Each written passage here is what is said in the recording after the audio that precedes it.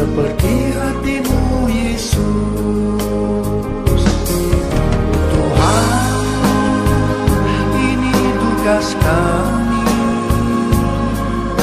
beri keberanian bagi kami. Taruhlah roh yang rela melayani dan menyenangkan hati Tuhan, itu yang kuingini.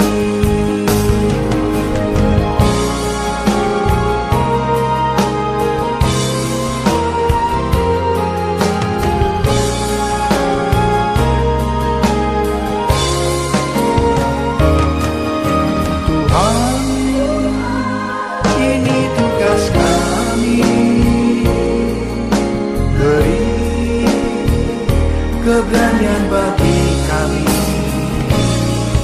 Taruhlah roh yang rela melayani dan menyenangkan hati Tuhan, itu yang kuingini. Dan menyenangkan hati Tuhan, itu yang kuingini. Mari pengerja GBI House of Praise dan GBI Widuri beserta jemaat Tuhan, kita memperkatakan arti Pentakosta ketiga. Pentakosta ketiga adalah pencurahan Roh Kudus yang dahsyat di zaman ini, melebihi yang terjadi di Azusa Street. Pentakosta ketiga akan mengakibatkan penuaian jiwa yang terbesar dan yang terakhir sebelum Tuhan Yesus datang kembali. Pentakosta ketiga akan membangkitkan generasi Yeremia, yaitu anak-anak muda yang dipenuhi Roh Kudus, cinta mati-matian kepada Tuhan Yesus, tidak kompromi terhadap dosa, dan akan bergerak untuk memenangkan jiwa. Pentakosta ketiga lahir di Indonesia dan bergerak ke bangsa-bangsa. Gerakan ini dari timur ke barat dan akan kembali ke Yerusalem. Pentakosta ketiga akan memberikan kuasa untuk menyelesaikan amanat agung, dan setelah itu Tuhan Yesus datang kembali. Mazmur 91. Dalam lindungan Allah, orang yang duduk dalam lindungan yang maha tinggi dan bermalam dalam naungan yang maha kuasa akan berkata kepada Tuhan, tempat perlindunganku dan kubu pertahananku, Allahku yang kupercayai. Sungguh dialah yang akan melepaskan engkau dari jerat penangkap burung, dari penyakit sampar yang busuk. Dengan kepaknya ia akan menudungi engkau, di bawah sayapnya engkau akan berlindung. Kesetiaannya ialah perisai dan pagar tembok. Engkau tak usah takut terhadap kedahsyatan malam, terhadap panah yang terbang di waktu siang, terhadap penyakit sampar yang berjalan di dalam gelap, terhadap penyakit menular yang mengamuk di waktu petang. Walau 1000 orang rebah di sisimu dan 10.000 di sebelah kananmu, tetapi itu tidak akan menimpamu. Engkau hanya menontonnya dengan matamu sendiri dan melihat pembalasan terhadap orang-orang fasik. Sebab Tuhan ialah tempat perlindunganmu, yang maha tinggi telah kau buat tempat perteduhanmu. Malapetaka tidak akan menimpa kamu, dan tulah tidak akan mendekat kepada kemahmu. Sebab malaikat-malaikatnya akan diperintahkannya kepadamu untuk menjaga engkau di segala jalanmu. Mereka akan menatang engkau di atas tangannya, supaya kakimu jangan terantuk kepada batu. Singa dan ular tedung akan kau langkai. Engkau akan menginjak anak singa dan ular naga. Sungguh hatinya melekat kepadaku, maka aku akan meluputkannya. Aku akan membentenginya, sebab ia mengenal namaku. Bila ia berseru kepadaku, aku akan menjawab. Aku akan menyertai dia dalam kesesakan. Aku akan meluputkannya dan memuliakannya. Dengan panjang umur akan kukenyangkan dia, dan akan kuperlihatkan kepadanya keselamatan daripadaku. Haleluya!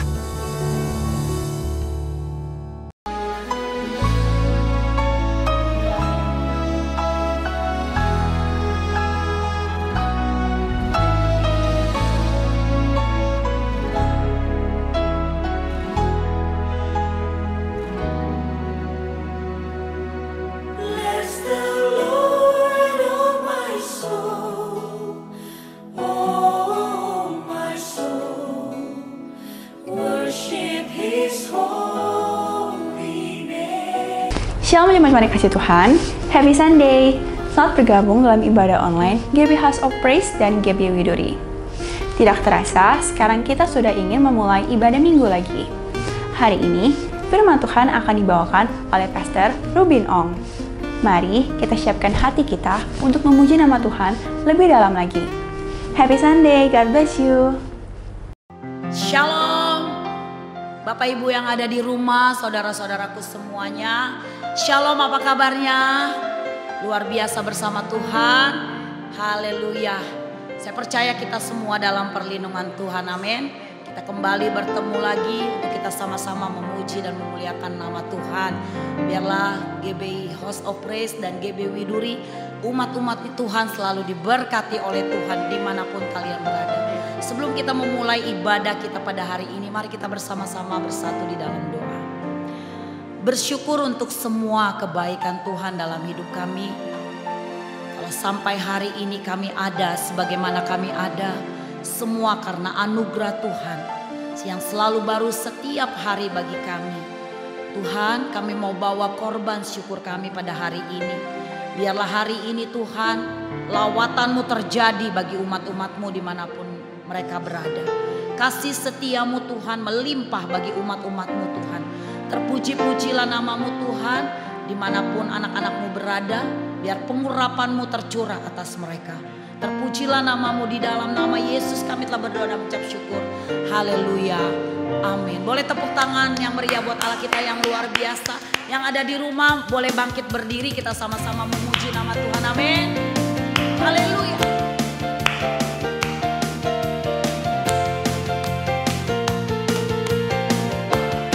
Sama-sama kita katakan, ku diberi kuasa dan Raja mulia, menaklukkan musuh di bawah kakiku.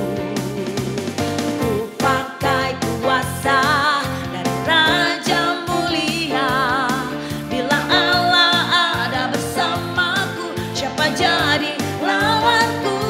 Sekali lagi kita katakan, ku diberi kuasa. Ku diberi kuasa dari Raja mulia, menaklukkan musuh di bawah kakiku. Kami pakai kuasa, ku pakai kuasa dari Raja mulia, bila Allah ada bersamaku, siapa jadi lawanku? Sungguh besar Kau Tuhanku, Engkau periksa hidupku. Ku berdiri dengan iman dalam Yesus Tuhan. Kau yang memberi kemenangan, ku bersorak merayakan. Terpujilah Engkau Raja segala raja. Amin. Haleluya. Biar umat-umat Tuhan angkat pujian-Mu di hadapan Tuhan, kita bersorak memuji nama Dia. Sekali lagi katakan, ku diberi kuasa. Ku diberi kuasa dari Raja mulia, menaklukkan musuh di bawah kakiku. Kami pakai kuasa-Mu Tuhan. Ku pakai kuasa dari Raja mulia, bila Allah ada bersamaku, siapa jadi lawanku? Bila Allah ada bersamaku, siapa jadi lawan? Sekali lagi, bila Allah ada bersamaku, siapa jadi lawanku? Sungguh besar Kau Tuhanku,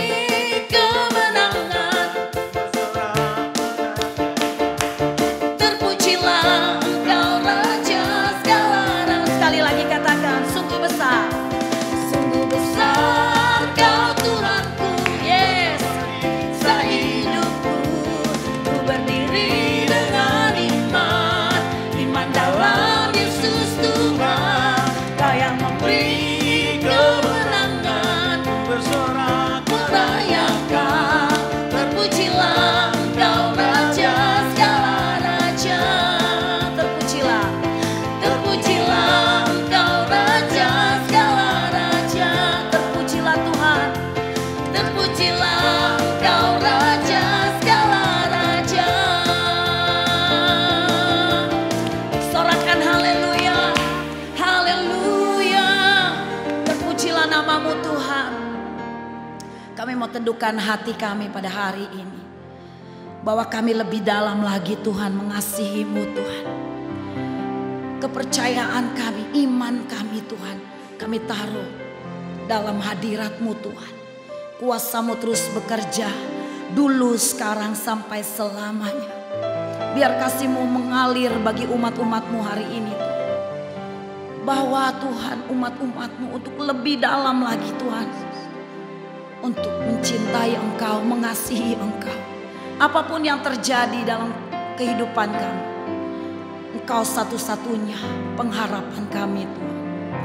Terima kasih Bapa yang baik. Terima kasih Bapa. Kau Tuhan jadi andalanku, hanya Kau Tuhan yang ku percaya. Di saat aku sudah tak mampu, hanya Yesus sanggup melakukannya. Aku percaya ada mujizat. Aku percaya Tuhanku dahsyat. Perbuatan ajaib telah dikerjakannya. Aku percaya ada mujizat. Mari sekali lagi angkat suaramu, katakan. Kau Tuhan jadi andalanku, hanya Kau Tuhan yang ku percaya. Di saat aku sudah tak mampu,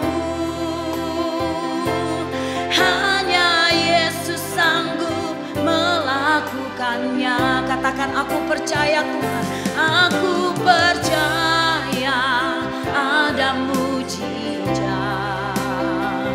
Aku percaya Tuhanku dahsyat.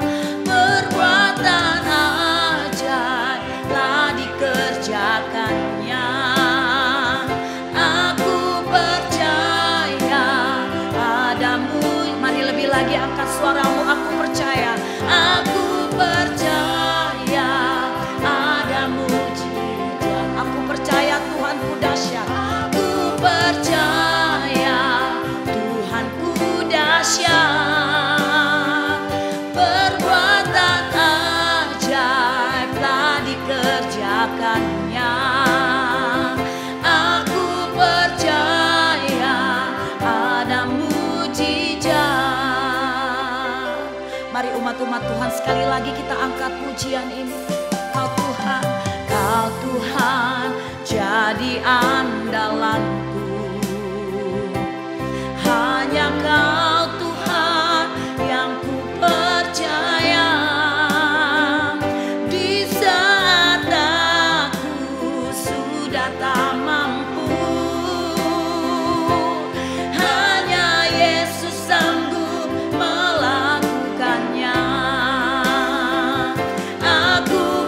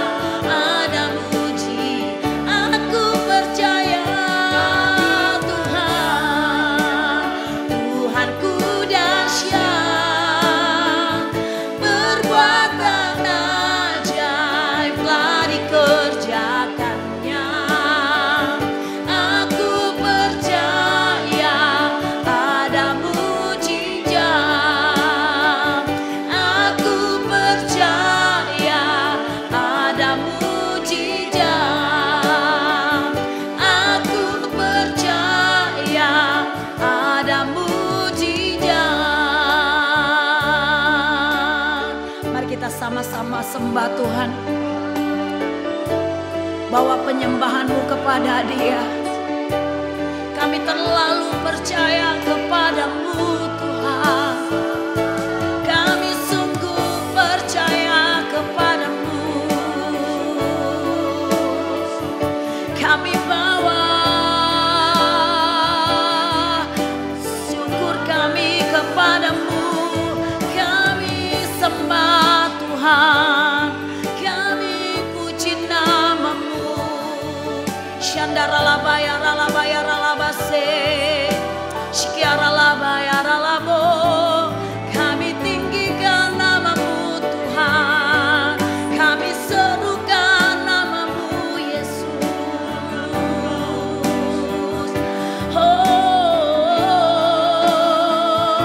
kasih-Mu tiada duanya. Kau Allah yang setia. Kau Allah yang hidup. Kami bersyukur Tuhan. Ya ralaba syandara labaya ralabaya ralabaya ralabase. Kasih-Mu mengalir Tuhan di tempat ini. Kasih-Mu sempurna. Biar umat-umat-Mu terus memuji dan memuliakan namamu ya Bapa.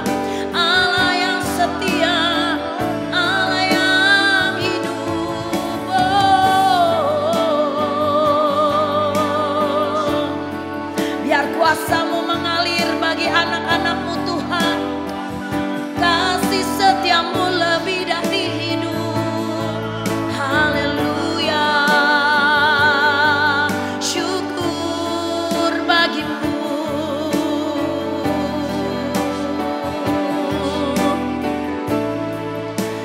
Aku percaya Tuhanku ajaib.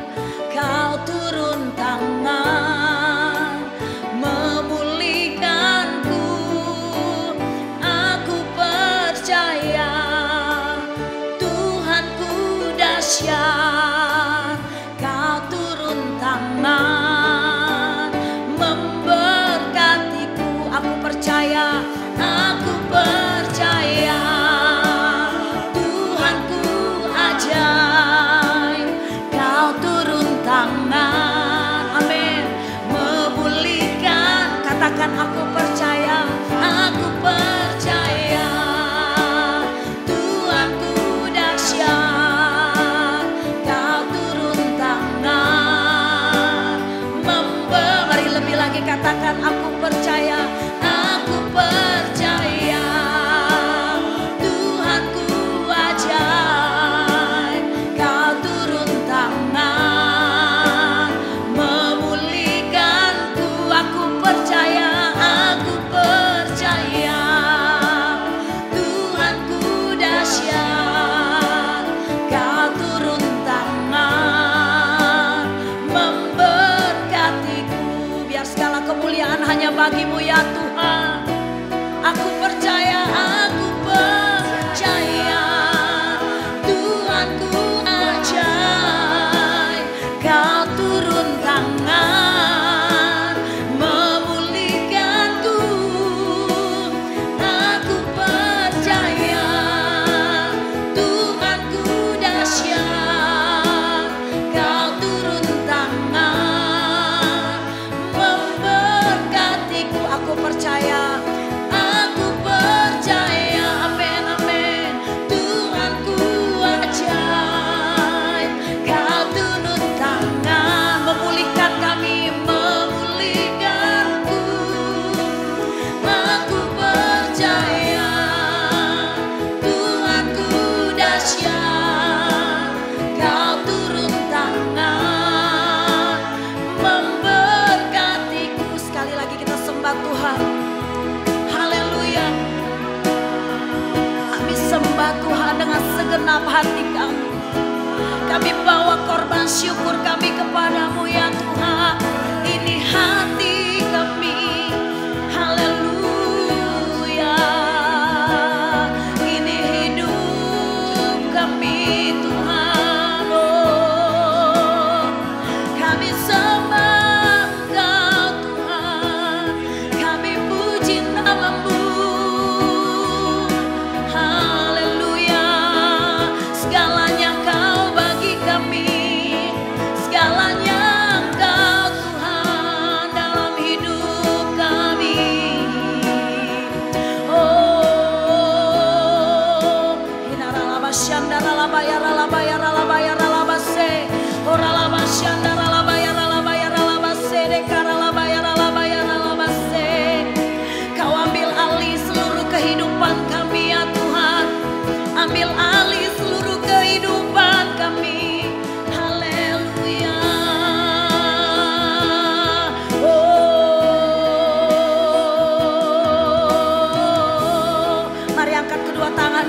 sama-sama katakan aku percaya.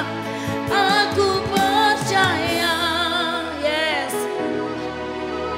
Amin. Tuhanku ajaib.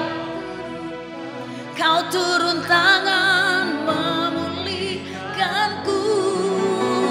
Aku percaya Tuhan kami dahsyat.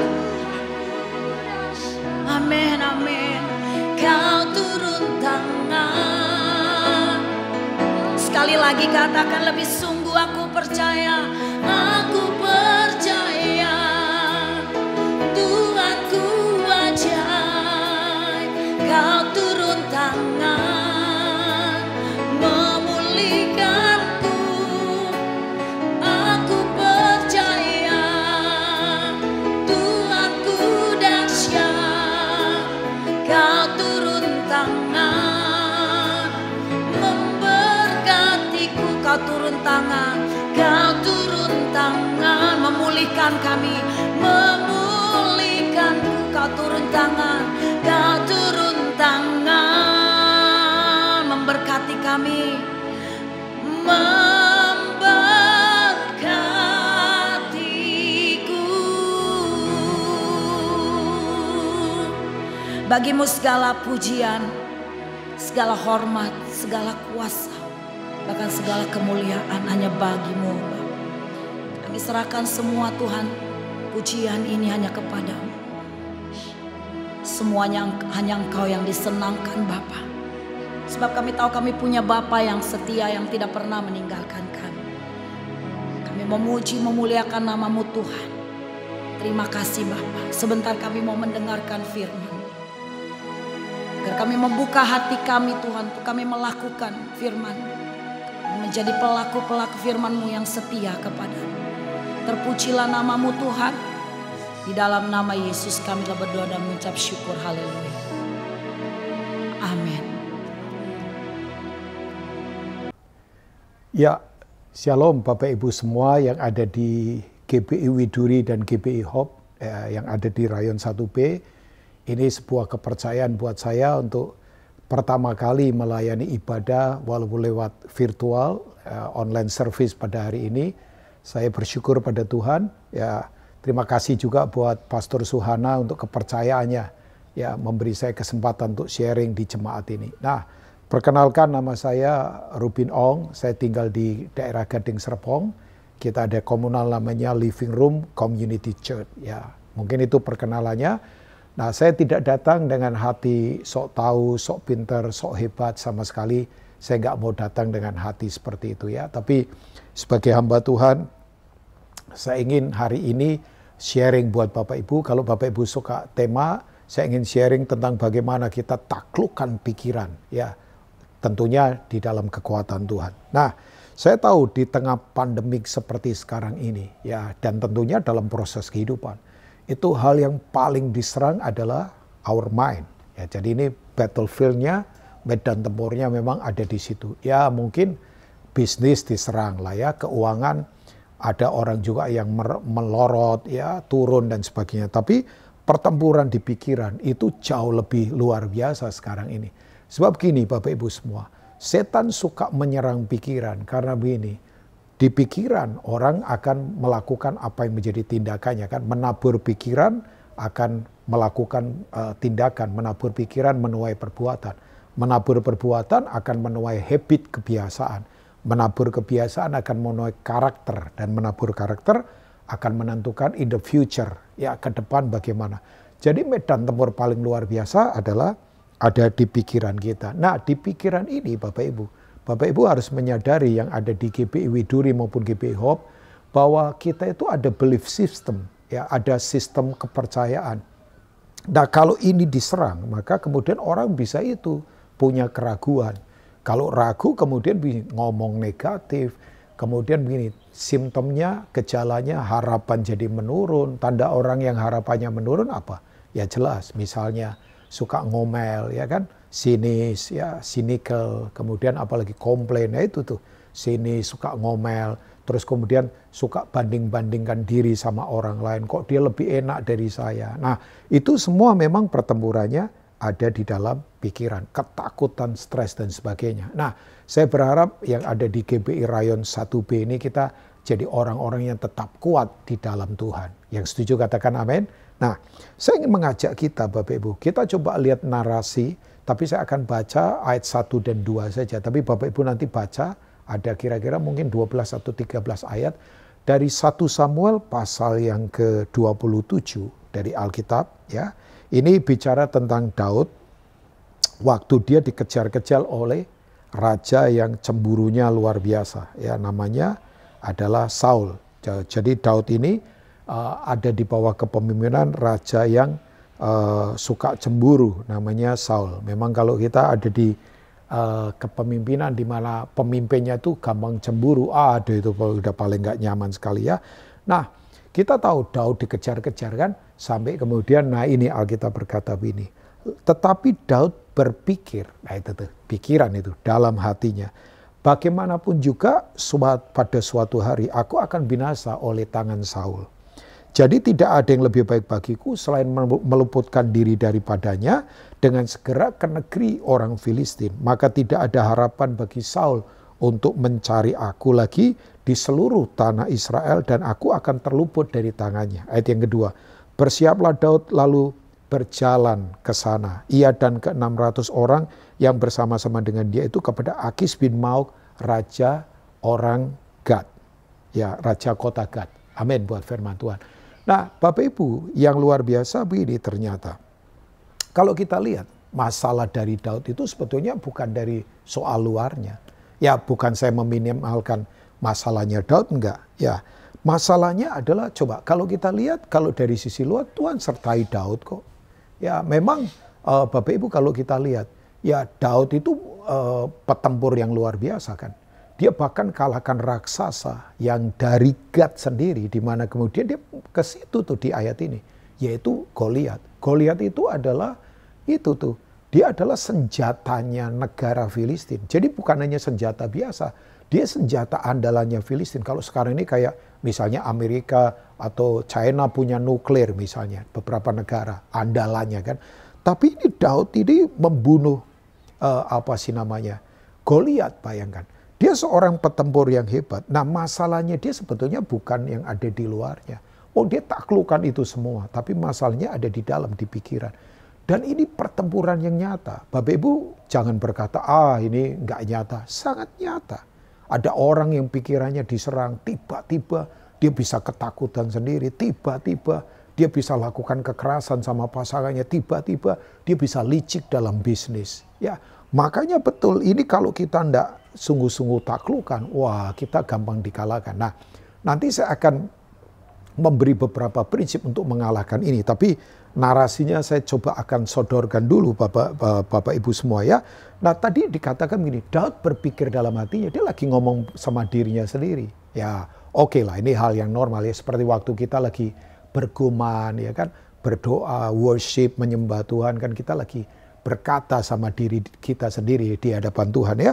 Nah Daud itu berkata begini, nanti satu kali saya pasti akan jatuh ke tangannya Saul juga, mati juga di tangannya Saul. Ini dengan bahasa saya, seakan-akan dia itu dirinya atau nasibnya dia itu ada di tangan Saul. Padahal kan enggak Bapak Ibu, iya kan? Coba kalau Bapak Ibu baca di 2 Samuel pasal 23, perkataan Daud yang terakhir waktu dia sebelum mati, dia meninggal dalam kondisi tua, panjang umur, organnya masih sehat, tapi memang sudah waktunya dia harus kembali ke Tuhan kan. Ya, kemudian waktu itu dia bernyanyi menyembah Tuhan. Coba, apakah Daud mati karena dibunuh Saul? Enggak. Memang dia dikejar-kejar. Satu kali dia dikejar oleh Saul dengan ribuan pasukannya. Tuhan tolong gara-gara ada orang yang berkata, Saul Israel diserang Filistin. Kemudian begini, Daud yang sudah terpojok lolos. Kemudian Saul waktu kemudian dia kerasukan, dia lempar Daud pakai lembing. Saul itu kan petempur, dia ahli perang. Itu lembingnya itu udah mau nancep ke Daud hanya beberapa senti saja, tapi lewat. Siapa yang tolong? Tuhan, ya kan? Beberapa kali Daud coba mau dibunuh, tapi Tuhan tolong kan? Tapi ternyata yang terjadi adalah ketika dia mulai meragukan. Jadi persoalannya ada di dalam Daud sendiri. Sampai kemudian Daud itu harus masuk ke tempat musuh yang dia taklukkan. Ya sekali lagi Goliat dari Gat sampai kemudian dia ada di situ. Nah Bapak Ibu begini, tujuan dari pikiran kita ditaklukkan itu supaya begini, orang kehilangan identitas. Ya kan? Orang kalau ragu nanti jadi lupa bahwa kita punya identitas. Bapak Ibu tahu, orang kalau tidak punya identitas pasti akan gampang bingung. Kehilangan identitas pasti bingung. Ya orang bingung pasti gampang ketipu. Orang ketipu pasti gampang kalah. Orang dikalahkan pasti gampang ditaklukkan. Kenapa orang gampang ditaklukkan? Ditaklukkan oleh dosa. Ya karena gampang dikalahkan. Kenapa gampang dikalahkan? Ya karena gampang ditipu. Kenapa gampang ditipu? Karena dia bingung. Kenapa dia bingung? Karena tidak tahu identitas. Makanya knowing our identity in Christ Jesus. Mengetahui identitas kita dalam Kristus Yesus. Itu very important. Itu penting banget. Yang setuju katakan amin Bapak Ibu. Jadi identitas kita apa? Galatia 4 berkata, kita ini ditebus dari hukum Taurat untuk menjadi anak-anak Allah. Galatia 4 ayat yang kelima kan. Bahwa kita ini adalah anak-anak Allah.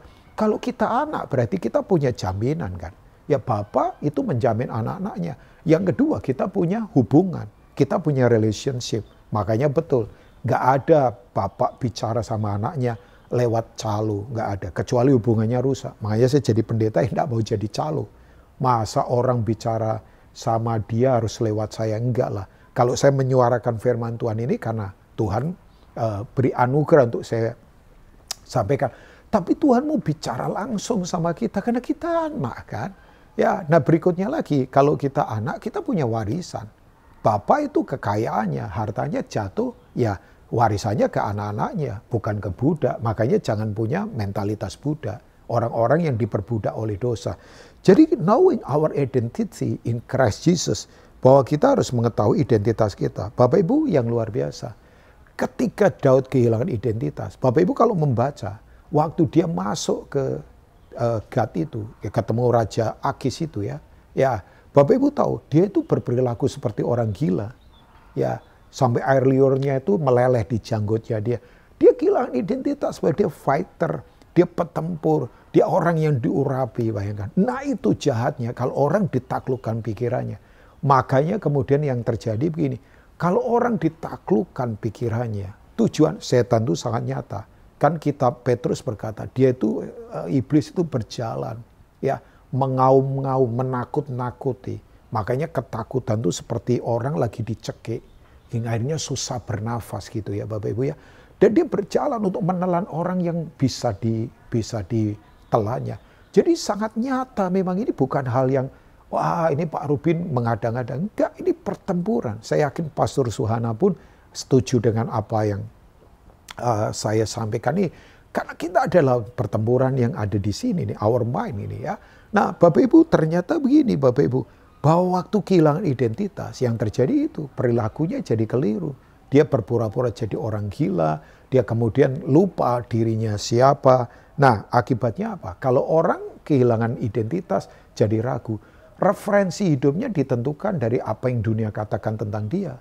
Padahal Tuhan berkata, engkau berharga. Ya jemaat yang ada di GBI Widuri maupun GBI Hope, kita berharga, kita mulia. Tuhan sudah mati buat kita. Yang setuju katakan amin. Dia sudah berikan yang terbaik buat kita. Tapi itu Bapak Ibu. Jadi identitas kita, referensinya berdasarkan apa yang setan katakan, bukan apa yang Tuhan katakan. Makanya kadang orang berkata begini, udahlah memang saya ini dari keluarga yang ya nggak ada yang panjang umur, nggak ada yang sukses, nggak ada yang sehat. Enggak. Tuhan enggak mau kita begitu. Tuhan pilih kita, itu luar biasa. Bapak Ibu, saya kasih contoh, di perjanjian baru. Ini memang pertempuran sangat nyata sekali ya. Ini bukan hal yang biasa. Satu kali kan, waktu ada di daerah Kaisarea Filipi, itu dekat dengan sebetulnya arah-arah ke Gunung Hermon. Kalau Bapak Ibu pernah ke arah-arah Israel, ya dari Gunung Hermon itu turun, itu bisa sampai ke Kaisarea Filipi, itu masih dingin itu ya. Terus turun lagi ke wilayah Yudea. Nah, Yesus tuh waktu ada di daerah Kaisarea Filipi, di mana di situ ada pusat penyembahan berhala namanya Dewa Banias. Dia berkata sama murid-muridnya, Matius pasal 16. Nanti saya akan baca 2 ayat ya. Kata orang, aku ini siapa? Nah, murid-murid berkata, ada yang berkata engkau itu seperti Elia, Yeremia, atau salah satu nabi. Tapi kemudian Yesus bertanya, menurut kata kamu, aku ini siapa? Petrus langsung menjawab, engkau adalah anak Allah yang hidup. Engkau anak Allah, the Son of God. Wah, murid-murid terkesima semua. Petrus bayangkan. Terus Tuhan berkata begini, Petrus, ya Pet ya. Ya kalau terus nanti dia nggak ada remnya ya. Pet, kamu berbahagia. Sebab kamu itu diwahyukan oleh Bapa di sorga. Wow. Di pasal yang sama, tidak berganti pasal. Hanya pindah ayat saja. Mereka turun, mereka jalan mau masuk ke Betfagi. Nah kita tahu kan di situ Yesus ditangkap di Yerusalem. Kemudian disalibkan hari ketiga dia bangkit. Yesus curhat begini sama murid-muridnya. Coba kita lihat Matius pasal 16 ayat 22 ya Bapak Ibu ya sampai 23. Ini di perjanjian baru ya. Tadi kita sudah melihat di perjanjian lama tentang Daud. Ayat yang ke-22 ya. Dikatakan begini. Ini dia. Setelah Yesus berkata nanti masuk Yerusalem, anak manusia akan ditangkap oleh tua-tua ahli-ahli Taurat. Kemudian dihukum, disiksa, mati dan bangkit ya pada hari ketiga. Nah kemudian Alkitab berkata, tetapi Petrus menarik Yesus ke samping dan menegur dia katanya, Tuhan kiranya Allah menjauhkan hal itu. Hal itu sekali-kali tidak akan menimpa engkau. Bayangkan, Yesus ditegur sama Petrus. Wah, kalau Bapak Ibu jadi pemimpin punya anak buah begini, kan senang. Wah ini belain saya ini. Wah ya kan, kesannya wah oke nih oke. Tapi ternyata saya kaget Bapak Ibu. Ayat yang ke-23, ini keras sekali. Maka Yesus berpaling kepada Petrus. Enyalah iblis. Coba, Yesus tahu ada kekuatan yang sedang mau menaklukkan pikiran Petrus. Yaitu pikiran duniawi. Pikiran yang punya sudut pandang mau enaknya saja, tidak mau proses. Makanya dikatakan begini, sebab engkau bukan memikirkan apa yang dipikirkan Allah, melainkan apa yang dipikirkan oleh manusia. Muncul kata mind lagi, pikiran lagi. Jadi Petrus ditegur oleh Yesus, direbuke. Nah, Tuhan berkata, hanya iblis. Karena Tuhan lihat di belakangnya Petrus ini coba mencengkram dia secara pikiran siapa? Yaitu setan sendiri. Makanya saya katakan Bapak Ibu, setan itu kalau misalnya ya, orang lagi mengendarai mobil tiba-tiba bannya pecah, itu bukan bannya yang lagi diserang, dia mau bunuh orang itu. Ini pertempuran Bapak Ibu. Tapi tidak usah takut. Kita tidak usah merasa ketakutan terancam. Karena Yesus sudah mati buat kita. Kutuk sudah dikalahkan. Yang setuju katakan amin. Ya maut sudah dikalahkan.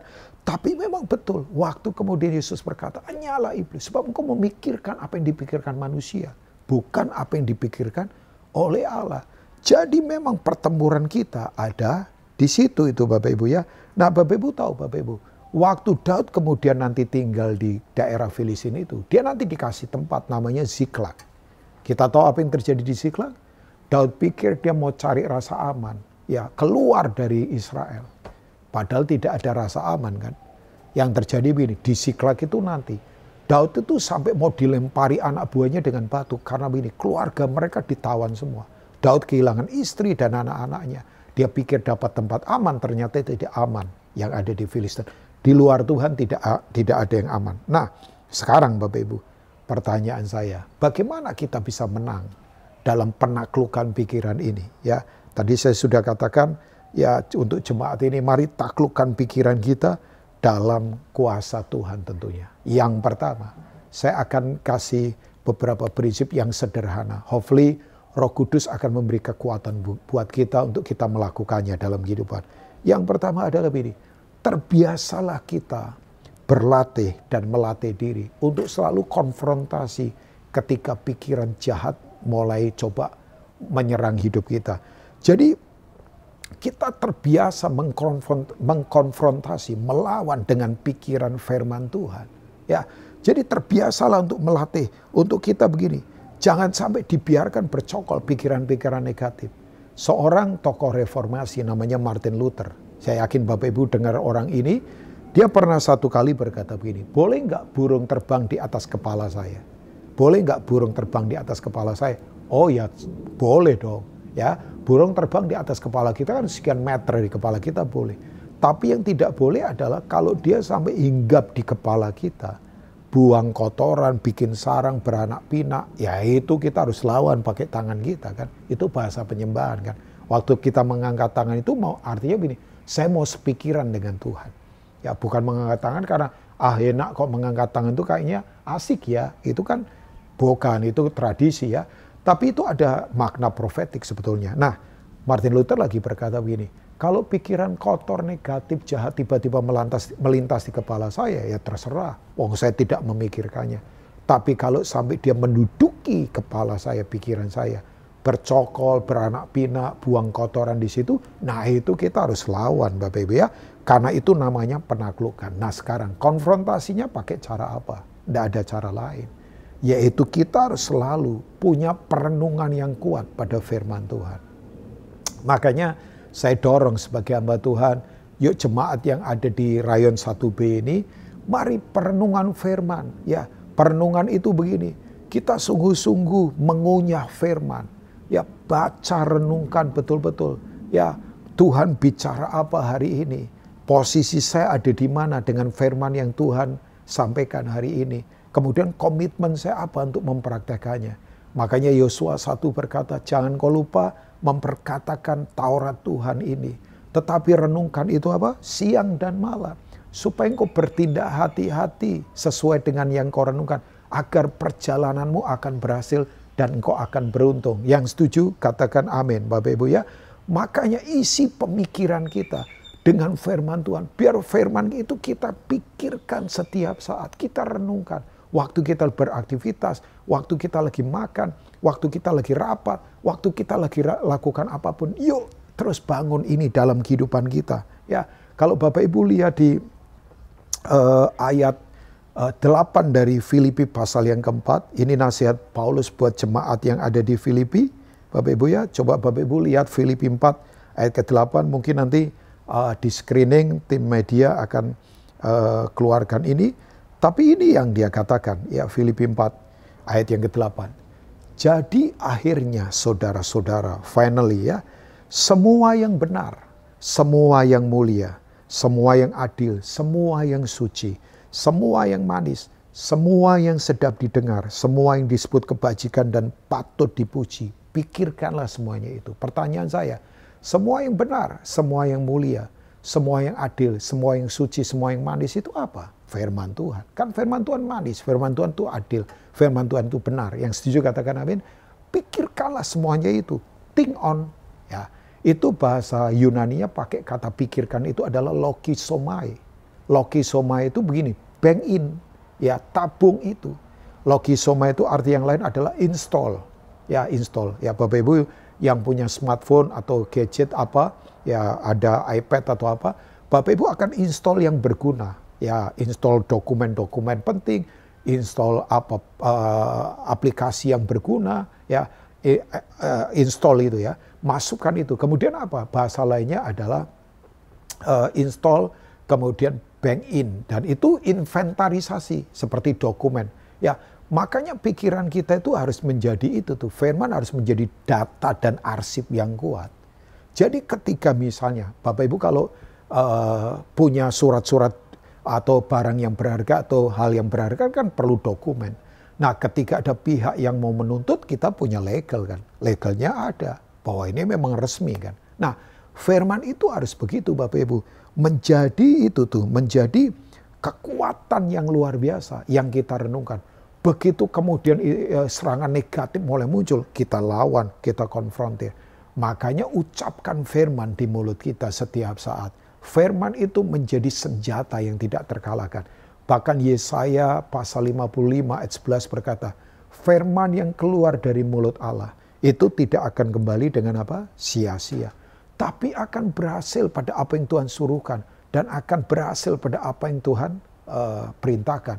Jadi firman itu akan melaksanakan yang Tuhan sampaikan. Ya, nanti Bapak Ibu baca Yesaya 55 ayat 11. Firman itu punya kepastian. Firman itu punya kuasa keberhasilan. Firman itu punya kuasa pelaksanaan yang tidak bisa dikalahkan oleh apapun. Jemaat yang setuju, katakan amin. Ya kan? Makanya betul. Sekarang ini kan orang coba bingung dalam semua hal ya. Wah, dengar berita ini, hoax di mana-mana. Tapi betul, kalau kita sungguh-sungguh hidup dalam firman, kita tidak usah bingung. Ya, orang pernah bertanya begini, Apa yang bisa kita lakukan untuk membedakan yang asli dan yang palsu? Ya, misalnya orang berkata uang asli dan uang palsu, cara membedakannya bagaimana? Kalau menurut saya gampang. Pelajari baik-baik yang asli, yang palsu ketahuan. Kalau kita hidup dalam kebenaran yang kuat, begitu kemudian banyak kepalsuan yang coba mengintimidasi, yang coba menggoda, yang coba menekan kita tahu jawabannya. Kita punya yang asli, dan yang asli adalah kebenaran. Makanya Yohanes 8 berkata, dan kamu akan mengetahui kebenaran. Dan kebenaran itu akan apa Bapak Ibu? Memerdekakan kamu. Orang kalau merdeka, tidak terintimidasi. Orang kalau merdeka, jadi dirinya sendiri seperti yang Tuhan katakan. Bukan apa yang dunia katakan. Saya berdoa, jemaat yang ada di GBI Hope dan GBI Widuri, yuk kuasai pikiran kita dengan firman Tuhan. Renungkan itu bahasa perenungan kan Haga dan Hikayon, dikunyah ya. Semua makanan yang dikunyah itu jadi energi. Oh iya dong, coba orang kalau makan kacang nggak dikunyah, ya pagi keluarnya kacang, kelotak-kelotak ya kan. Tapi coba kalau orang makan dikunyah, ya menurut dokter katanya, dokter gigi ya, mengunyah yang baik itu 32 kali katanya. Dan waktu mengunyah itu kan, ada dicampur dengan enzim-enzim yang ada di ludah kita. Itu menyehatkan buat usus kita Bapak Ibu ya. Makanya betul, saya suka bercanda begini. Banyak orang pengen makan cakalang woku. Kan Bapak Ibu yang suka ke Indonesia Timur atau ke restoran-restoran yang menjual cakalang woku kan itu dagingnya agak keras kan. Tapi enak kan, manis, gurih ya. Nah itu mesti dikunyah kan. Saya bilang orang pengen makan cakalang woku nggak mau mengunyah. Orang lain mengunyahkan. Ketika sudah halus dipindahkan ke mulutnya. Kalau saya sih nggak mau, itu jorok terencana. Kan banyak orang sukanya cuman dengar dari khotbah pendeta lewat YouTube, lewat apa. Ya oke lah, oke. Tapi kunyahlah, Bapak Ibu. Kunyahlah, kita akan dapat perenungan-perenungan ya yang membuat kita kuat. Alkitab berkata orang yang mencintai Taurat Tuhan itu seperti apa? Pohon yang ditanam di tepi aliran air. Yang akan menghasilkan buah pada musimnya, yang tidak layu daunnya. Apa saja yang diperbuatnya akan apa? Berhasil. Amin buat firman Tuhan. Nah yang kedua, saya akan tutup dengan ini. Bapak Ibu yang kedua, supaya kita bisa mengalahkan, menaklukkan pikiran kita. Yang pertama tadi adalah apa? Terbiasa melatih untuk konfrontasi semua yang negatif dengan firman Tuhan. Tapi yang kedua adalah begini. Terbiasalah untuk mengaudit dan mengedit cara berpikir kita. Ya, orang seringkali suka audit keuangannya, bagaimana pengeluaran, pemasukan, diaudit ya kan, oh untungnya di mana ruginya, oke lah. Tapi pernahkah kita mau mengaudit pikiran kita? Pernahkah kita mengedit pikiran kita? Makanya Bapak Ibu, ya yang tidak perlu jangan dimasukkan di pikiran kita. Pikiran kita harus betul-betul dikuasai oleh kebenaran. Seorang hamba Tuhan namanya Joyce Meyer satu kali pernah berkata begini, pikiran itu akan seperti apa? Akan seperti hutan atau taman yang baik. Ya tamannya terserah mau taman bunga atau taman buah. Kalau seperti hutan belantara, ya berarti liar.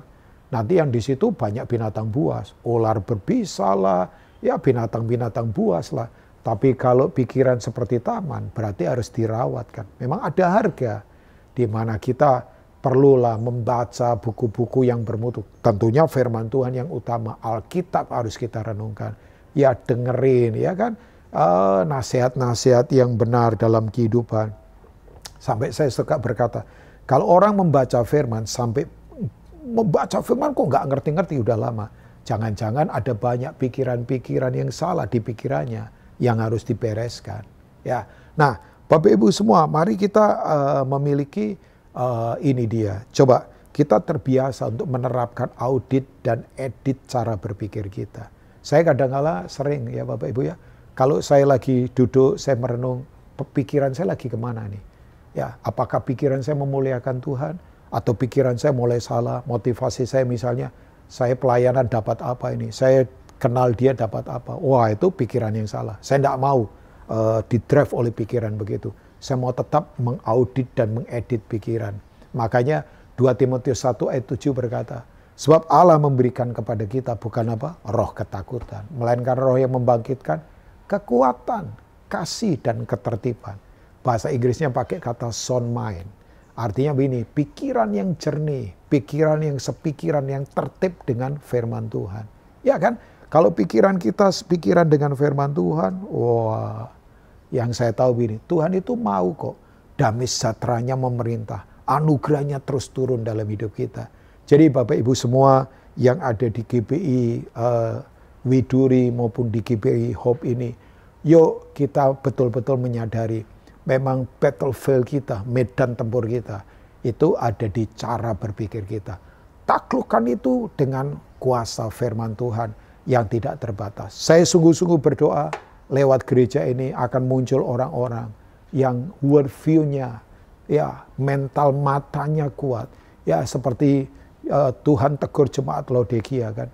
Kamu rasa kaya, sebetulnya kamu miskin. Kamu rasa kamu berpakaian bagus, kamu sebetulnya telanjang.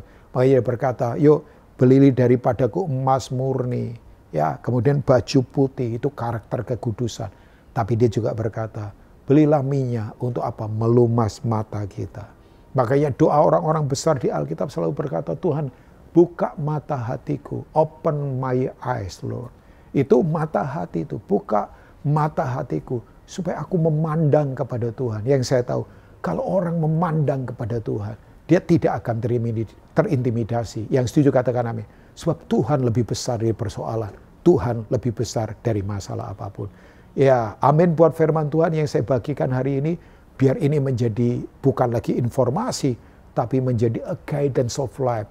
Sebuah tuntunan dalam kehidupan kita. Saya percaya Tuhan punya rencana luar biasa buat Bapak Ibu semua yang ada di GBI Hope maupun GBI Widuri.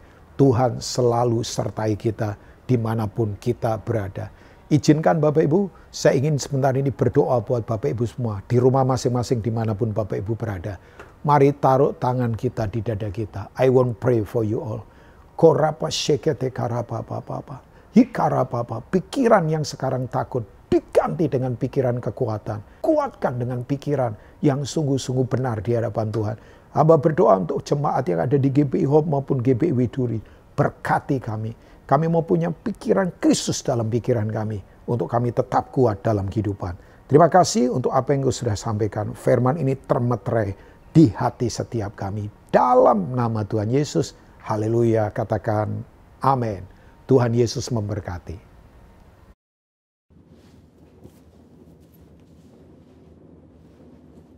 Shalom saudara. Saya percaya kita dalam keadaan baik dan luar biasa. Pada Voice of Pentecost kali ini, kita akan membahas mengenai apakah orang yang sudah meninggal dapat menjumpai kita? Saudara pernah tidak mimpi didatangin orang terdekat yang sudah meninggal, lalu kita bingung, apakah orang yang mendatangi kita ini adalah betul orang terdekat kita atau bukan?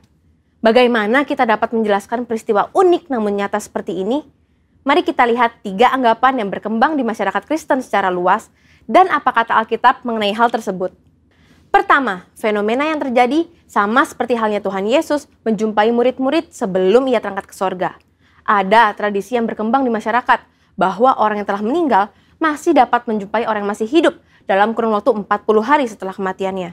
Ditambah lagi dengan mengutip ayat sekenanya di luar konteks dan menyambungkan dengan peristiwa Tuhan Yesus menjumpai murid-muridnya selama 40 hari. Yang memegang kepercayaan ini pastinya tidak sadar bahwa Yesus bukanlah orang mati yang mengunjungi murid-muridnya, melainkan ia telah bangkit dari kematian dan hidup, seperti ada tertulis di Markus 9 ayat 9-10. Jadi, anggapan bahwa orang meninggal dapat menjumpai kita sebagaimana Tuhan Yesus adalah sebuah pemahaman yang keliru dan tidak sesuai dengan kebenaran Alkitab. Kedua, fenomena yang terjadi sama seperti saat Musa dan Elia menjumpai Tuhan Yesus di Bukit Transfigurasi. Sebagian orang mungkin beranggapan bahwa peristiwa ini dapat menjadi sebuah pijakan untuk menyatakan bahwa orang yang telah meninggal, yaitu Musa, menjumpai Tuhan Yesus dan bercakap-cakap dengan Yesus. Dalam konteks ini pun tidak tepat jika dijadikan landasan kepercayaan orang yang sudah meninggal masih dapat menjumpai manusia yang hidup. Sebab pada waktu itu Tuhan Yesus berubah rupa atau dalam bahasa Yunani disebut sebagai metamorfo.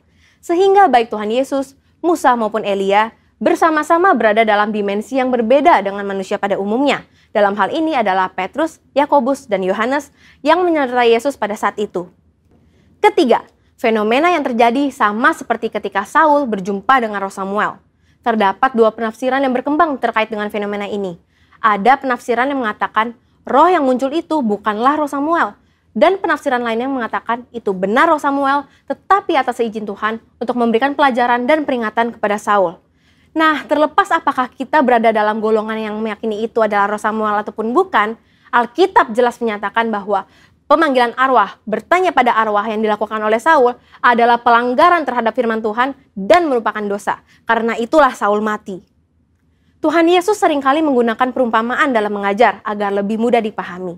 Dalam Lukas 16 ayat 19-30, Tuhan Yesus menyampaikan perumpamaan tentang orang kaya dan Lazarus. Dari sini kita dapat mempelajari bahwa ada jurang pemisah dalam dunia orang mati yang memisahkan dua kompartemen yang berbeda, yakni Hades dan Firdaus.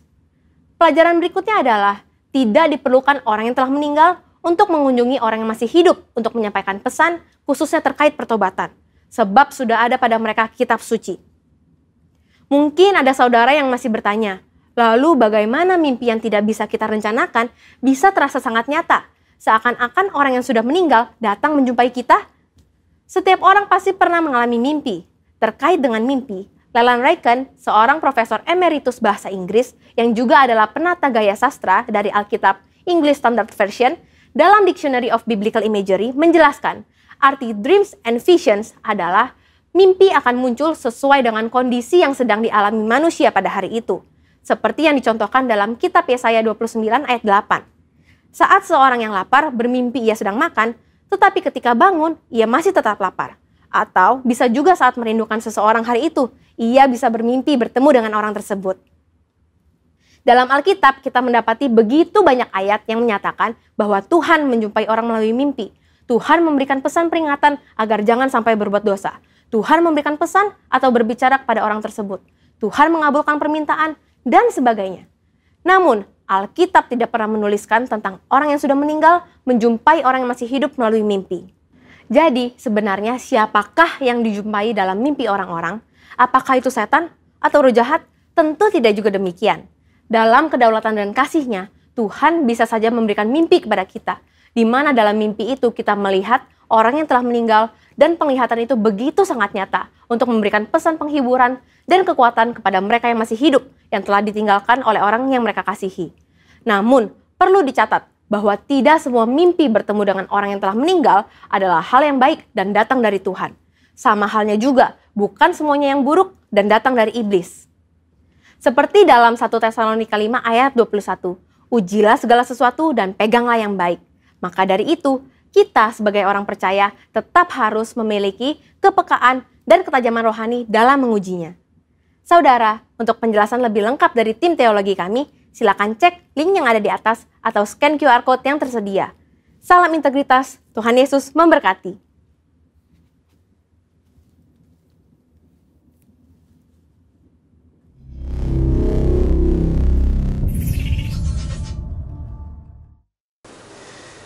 Mari Bapak Ibu Saudara, kita angkat kedua tangan kita untuk menerima berkat. Kira labaya shika labaya sanda, kura labaya shika labaya sande. Diberkatilah keluar masukmu, diberkatilah engkau di kota, diberkatilah bakul nasimu, diberkatilah buah tanganmu. Apapun yang engkau lakukan berhasil untuk kemuliaan bagi nama Tuhan Yesus. Kasih karunia Allah melimpah, berkat damai sukacita, kesehatan, kesembuhan, kelepasan dari Allah Bapa di dalam Anak yang tunggal Tuhan Yesus Kristus dan persekutuan manis Roh Kudus menyertai saudara-saudari sekalian dari saat ini sampai Maranatha. Mari yang percaya sudah berkati, sama-sama kita katakan amin.